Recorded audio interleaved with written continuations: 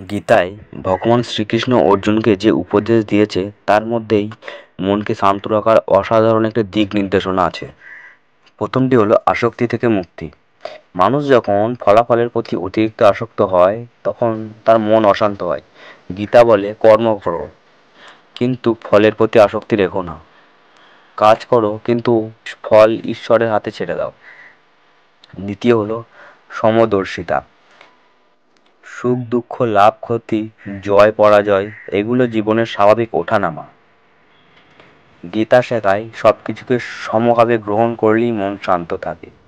তৃতীয় হলো ধ্যান যোগ। মনকে শান্ত করার সর্বোত্তম উপায় হলো ধ্যান। শ্রীকৃষ্ণ বলেন যে যোগী অন্তরে ঈশ্বরকে ধ্যান করে তার মন অচঞ্চল হয়। প্রতিদিন কিছুক্ষণ নিঃশব্দে বসে শ্বাস প্রশ্বাসের দিকে মনোযোগ দাও।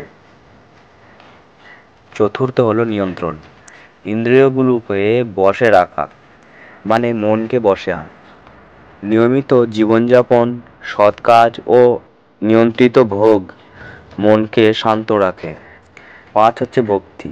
ভগবান কৃষ্ণ বলেছে যে আমার প্রতি অনুরাগী তার মন সর্বদা শান্ত থাকে। ভক্তি, নাম জপ, প্রার্থনা এগুলো মানসিক শান্তি দেয়। এবং শেষে যে সার কথাটা বলেছিল সেটি হলো কর্ম করো কিন্তু ফলের প্রতি আসক্তি রেখো না। সুখ দুঃখে সমভাবে থাকো, প্রতিদিন একটু ধ্যান করো, ভক্তিভাবে জীবনযাপন করো, তাতেই মন ধীরে ধীরে শান্ত হবে।